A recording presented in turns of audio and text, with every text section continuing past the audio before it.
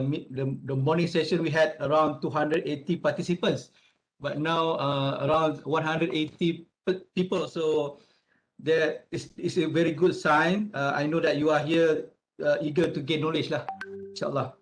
So roughly I will have about 70 to 80 slides together. So I will go very quick. And this presentation will have three sections, which is I will try to describe about the introduction.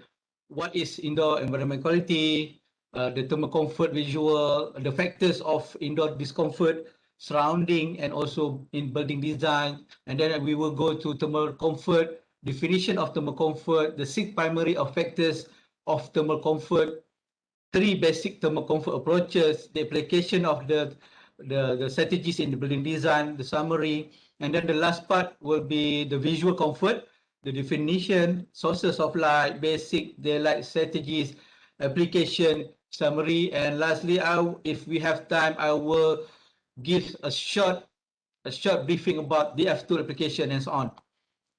So, guys, what is indoor environmental quality? I think many of you heard about in IEQ before this, kan? JKR itself already mentioned in their guideline on indoor environmental quality for government buildings 2013. The IEQ refers to all environmental factors that affect the health and comfort of building occupants. So anything about health and comfort, if you feel health and comfort in the building, that criteria will be about IEQ. So ada 4 criteria IEQ that we should know: indoor air quality, acoustic comfort, thermal comfort, and visual comfort. So 4 ni memang biasa worldwide, established worldwide. Banyak researchers, designers will go and will put attention on this for criteria. However, for today session, I will only talk about thermal comfort and visual comfort only. So, thermal comfort and visual comfort. For many years, this component have been researched and designed in isolation by many parties, architect, engineers, and etc. Meaning that kita as a designer, kita buat design, sometimes we not really much put attention on thermal comfort and visual comfort altogether. Sometimes kita more to visual comfort and more to thermal comfort. But actually, we need to think about all the criteria of both thermal and visual comfort. So for passive, today I will talk about thermal comfort, passive and hybrid strategies. So the passive and hybrid strategies also will relate to visual comfort. And then the visual comfort strategy, passive strategy mostly, will also relate to thermal comfort. So they are related. So 2 in 1 lah actually. So when we design something, we can get both thermal and visual comfort, hopefully. Okay, next about the factors of indoor discomfort in terms of surrounding area. So especially in urban areas lah. As you know, we in tropical climate, we receive direct solar radiation, much direct solar radiation, and then the direct solar radiation will diffuse by clouds, by molecules, air molecules, moisture molecules, dust around in our air environment, that we call it as diffuse radiation. Then reflected radiation from surrounding buildings. So solar radiation ni akan masuk dalam bangunan kita and then will create thermal discomfort. And then reflected, another one is reflected radiation from ground surface, from the hard surfaces macam tarmac, hard surface dekat square for example. So hard surface ni akan reflect back the heat, and the heat will eventually akan masuk dalam bangunan kita lah, and then we will feel indoor discomfort. And then one more thing, kita punya air movement, the number of average air movement kita is not very good and it's not reliable and inconsistent. Not all the time we will get air movement dekat Malaysia ni, especially in urban areas. So banyak constraint. Selain daripada itu, kita ada toxic gases daripada vehicles, daripada on ground level, and then heavy rain, of course, haze, and etc. lah. So the other factor is about indoor discomfort is related to building design. So kita design building, sometimes kita tak fikirkan dah juga constraint yang berada di luar tu. For example, kat sini kita nampak dalam diagram, there is no filter, there is no overhang to protect our windows. So the direct solar radiation will permeate or will enter our building freely.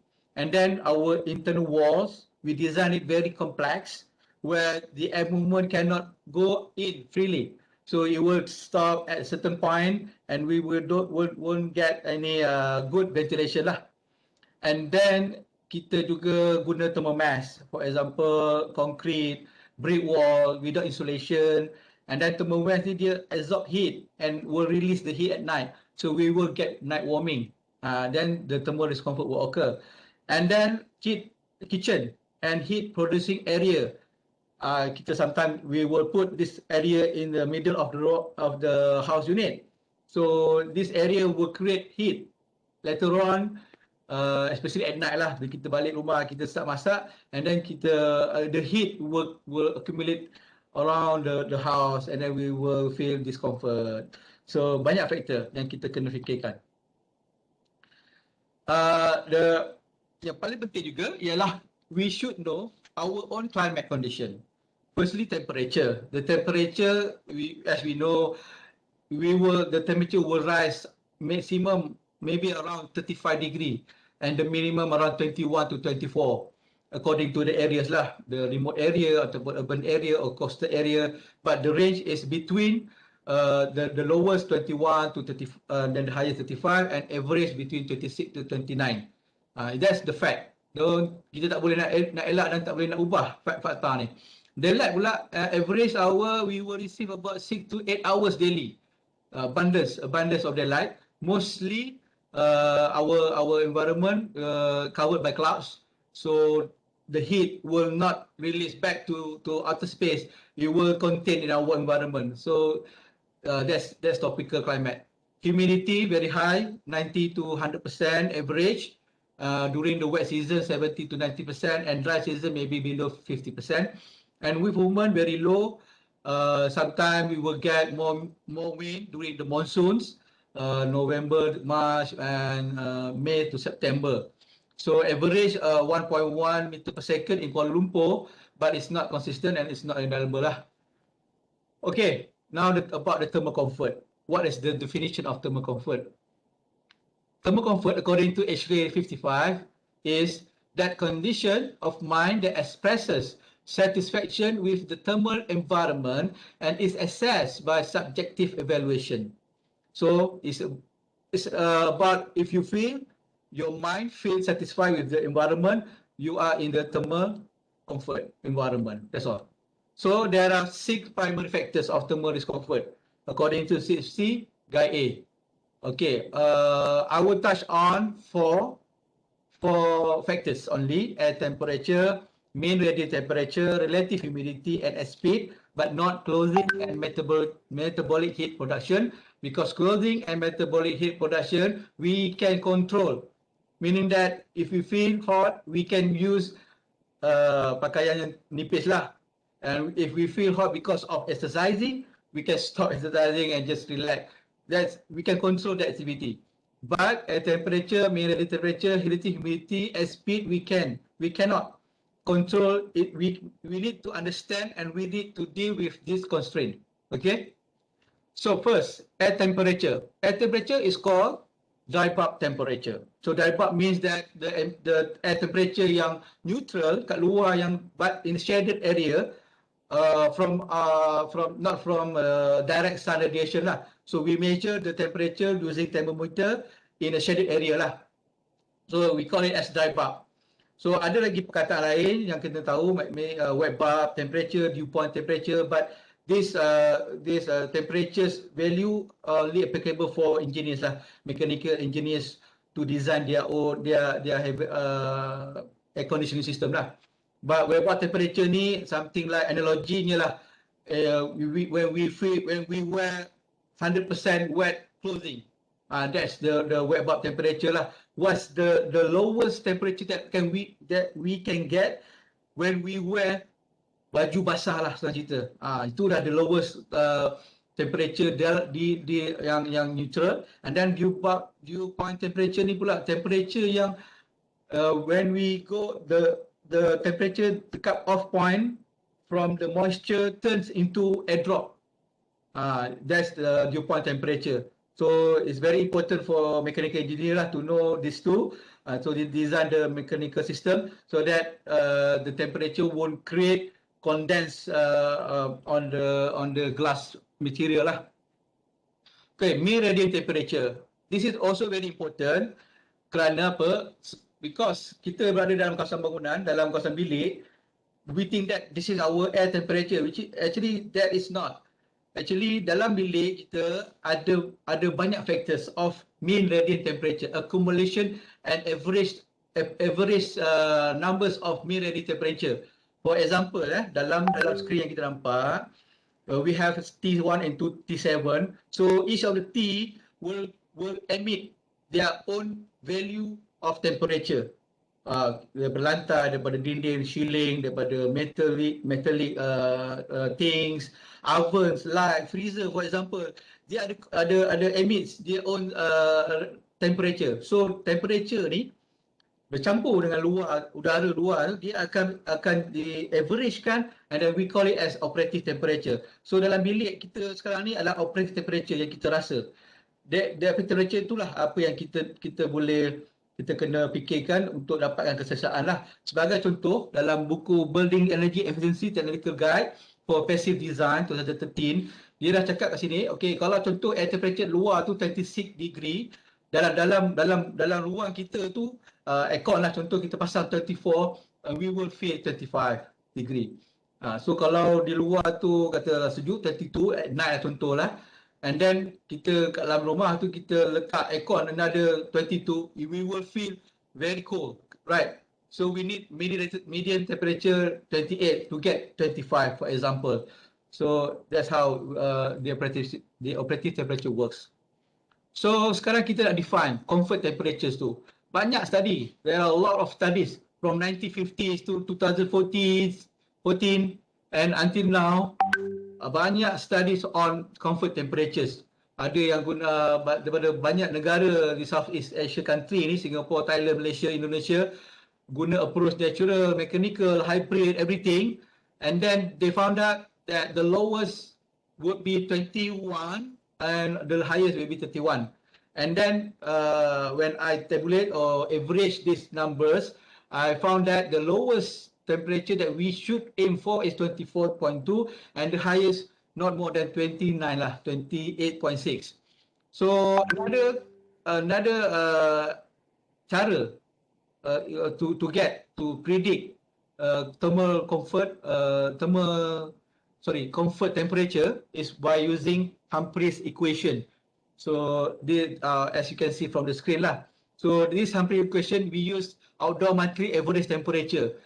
In July 2017, the Kuala Lumpur received average outdoor air temperature of 29. So bila kita guna 29, the thermal the comfort temperature that we should aim for is 27.4.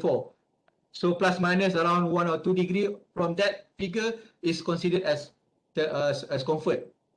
So according to CIPC Guide A pula, dia ada dua equation, upper margin and lower margin. So kita boleh predict. So this equation, they use daily mean outdoor temperature in Kuala Lumpur, 24 degree according to BNA. So when we use the 24 degree, kita dapat actually the lowest that we can go 24 and the highest below 29. And HC55 diagram pula, dia dah gunakan diagram mean monthly outdoor temperature untuk suggest operative temperature, indoor operative temperature. So when we use mean monthly outdoor air temperature in Kuala Lumpur for about 27 degree, so we get again 24 to 28 below 29 degree. So rata-rata semua research yang dah dibuat, H3, SIPC as well, dia agree that kita boleh guna temperature in between 34 to 28 to define thermal comfort temperature. Okay, relative humidity. Relative humidity is a measure of the amount of water in the air to maximum amount of water that it can absorb. So berapa persen, kita guna percentage, itu relative humidity dia define as percentage. So berapa percent of the air moisture in the air. So that's define relative humidity. So in tropical climate, when the operative temperature tu lebih rise above 28 degree, we will start feel sweat and become thermal discomfort lah. So this is very important to control the humidity below 70%. Not only for the thermal comfort, but also to prevent microbiological growth. This is very important. So kita kena control to be lower than 70% of RH. As speed again very crucial because as speed ni dia determine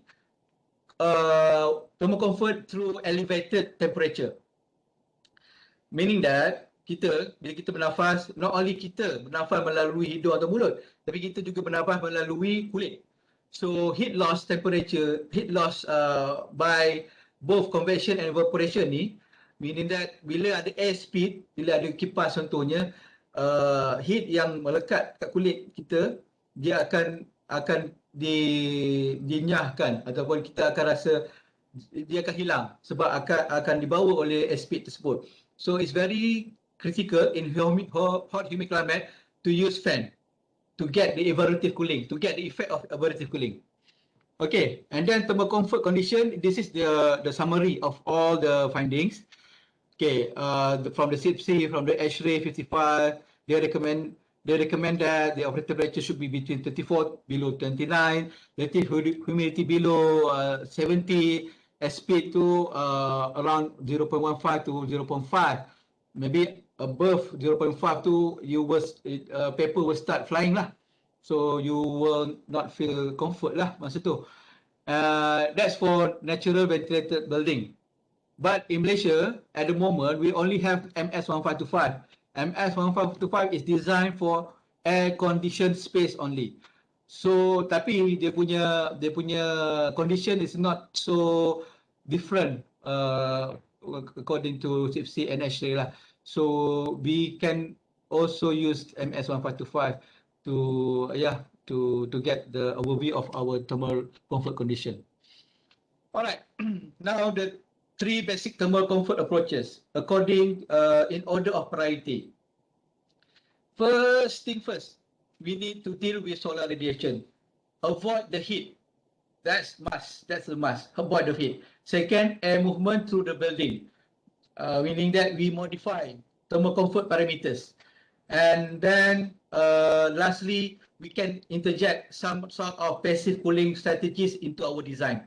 Ini priority dia. So kena heat avoidance, modify comfort parameters, and try to engage additional cooling effect assistant. So A, dealing with solar radiation, yeah. Facade. First kali, site planning, of course, building orientation. The best orientation face north and south. The bad orientation east and west. So I think everyone knows about this. If there is no option, we should cover the facade with landscaping or double facade or any fenestration devices. So I always design like that. The cheapest way is follow the right orientation lah. Okay. And then the shading device. The shading device such as white roof, overhang, shading fin, thick vegetation boleh membantu untuk mengurangkan solar radiation. Solar radiation akan ditahan ataupun will be avoid by using shading device. Okay, please use this device. Okay. From MS1525, dia ada satu diagram tool yang kita boleh predict our vertical and horizontal shading angles. So when we know our vertical and horizontal shading angles, we know how long our shading device will be, how high. For example, contour orientation north. North vertical shading device 65% shading angle will come. So kita punya distance of shading device tu akan cover up to 65 degree from the shading angle lah. So you can study on this later on. Okay.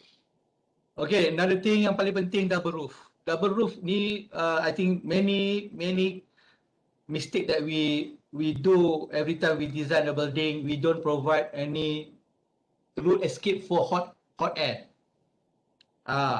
Double roof is one of the vernacular approach of dealing with climate context, climate constraint. Sebagai contoh dekat dalam screen ni, if we don't provide opening at roof part, the air will trap and will accumulate up to 35 degree. Tapi bila kita provide some sort of opening dekat atas, the accumulation will get reduced, and then we will reduce the temperature as well. So please make sure you design double roof. Okay, I will talk about double roof in a real case after this. And then insulation. The insulation is better to have double insulation from the roof part and also the slab in between roof and also our indoor space. Seperti contoh dalam screen ni lah. And then this one is to protect sun radiation from roof compartment permeates into our indoor surface lah. And then the insulation punya position should be outside of the external wall. So we put the insulation first, and then the external wall, the wall that facing outside. That's the best practice to avoid the heat radiation lah. And then solar control glass and solar shading. For example, di sini exterior shading device can reduce 80% solar radiation just using exterior shading device. We don't talk about glass, e-glass or whatever, just a passive exterior shading. Just enough to cut off 80% of solar radiation. Okay, and then if you use blind or curtains, it's not very successful because these two strategies actually will allow 80% of solar radiation coming in our building. Okay, so blinds and curtains are good for glare, but not good for solar protection. So bear in mind, if you have blind and curtains, do provide external shading device as well. Air movement through the building, wind orientation, and wind direction. Okay, this is the second part of the thermal comfort strategy. Kita adjust the parameters, air movement parameters. So first we need to know the orientation of the wind. Normally, wind kita ni datang daripada north and south lah. North, east, southwest. Monsoon timur laut, monsoon timur barat. That's a common monsoon that we will receive every year. So if your facade facing these two, then that's fine. So you don't need to provide any fin walls. But if your facade facing the other direction, I think it's better to have fin walls to redirect the wind direction, the wind flow inside our building lah. So the wind location is also good to have perpendicular facing each other, the same size of openings facing each other to create cross ventilation and to create the positive and negative pressure across the building. And then it's good to have not only one opening for the one room, multiple openings. This is for natural ventilation building. We don't talk about air conditioning building. This is for natural ventilated building. And then if the position of the opening is not facing the prevailing wind, like I said just now, we should introduce fin walls to redirect the wind. And then window types. Double hung and casement window will block 50% of airflow. Double hung yang kita biasa ada digunakan di rumah kita is common. Di rumah saya, di rumah everyone. Double hung yang kita buka tu, actually, they will reduce 50%. Let's say kalau kita buka tu, the prevailing wind coming from the side left and right. So it totally block your window from air movement. So the best type of window is adjustable glazed vent windows, macam Nako, tingkap Nako. That is the best type of window. Air movement, air ingress will come in from any angle, insyaAllah. Okay. Alright. Then vertical disposition of windows. Position of window ni must be located in between of our body area, from kaki sampai kepala, between 300 from floor level to 1,800 mm. So that's why rumah Melayu dulu, rumah dia punya tingkap design dia panjang, ada 3 segmen, bawah, tengah, atas. When you stand up, you only can buka yang tengah. And sometimes kita minum petang, kita duduk bersila, nak lihat luar tu kita boleh buka tingkap bawah pula. It's full height, from floor to ceiling height. So we can refer to rumah Melayu actually.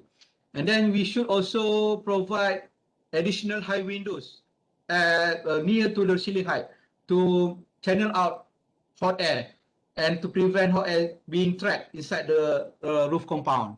Okay. And then roof vent. This one is mechanical ventilation lah. We should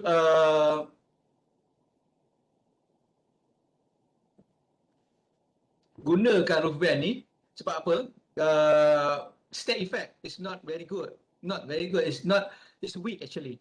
So sometimes without wind force from below, from ground level, stack effect will not work efficiently. So kita boleh gunakan roof vent to create or to promote air movement inside the building. And then fans. Fans ni in tropical climate with insufficient and inconsistent of wind, fan is very crucial. Dia boleh create evaporative to enhance evaporative cooling and to circulate indoor air throughout the space lah. So I think this is common. And then internal plan guidelines. Kalau boleh, use open plan form. And then create the maximum height, the maximum width of the building, not more than 5 times of the floor to ceiling height. And then where partition are unavoidable, high internal vent is possible for cross ventilation. Okay, create ataupun provide high vent for on the internal walls lah to create air movement. And then greeneries for shade and cool breeze. Okay, for tall trees, actually kalau kita pergi site, sometimes we see tall trees, easy to us to design with empty space of land. But remember that tall trees can give shade to your building. Small trees can filter dust and cool the breeze. So yeah, tall trees, to grow the tall trees, we will take about 30-20 years. And to chop down one tree will take only 1 or 2 hours. So imagine how much time that we waste to get tall trees. So if you can preserve, try your best to preserve it, and it will give thermal comfort in your building. In a fast time. Okay, and then this one is the last part for the thermal comfort, passive or hybrid cooling strategies. So here I listed down three types of strategies: stack effect, night flush cooling, earth cooling. Okay, stack effect, I mentioned it before. Night cooling and earth cooling ni more suitable for hot and dry climate actually. But I prefer. I believe that if we can design it really well, with the constraint of insects, excessive moisture, I think that flash cooling and earth cooling can produce something good for our building in terms of thermal comfort lah. So in tropical climate, passive cooling may not be sufficient. Thus, mechanical system is required to maintain comfort condition. So tiga-tiga ni, I think it's better to integrate them with mechanical assistant. For example, stack effect. The higher it will be, the best the effect akan terjadi. So 7 meters between outlet and inlet, from top of outlet, from the nearest inlet is the best. And then stack effect, kita juga boleh gunakan a few types of combination, such as Bernoulli shape. Bernoulli shape ni is something like constriction area that will create more airflow. Constriction shape, we call it as a Bernoulli shape, and then fans lah untuk make the airflow consistent all the time. And night flash cooling, as we know, thermal mass, they absorb heat and release the heat at night. So maybe sometimes we can produce or provide opening in between the floor slab and ceiling. But this one is only for naturally ventilated building. Don't do this for air conditioning building.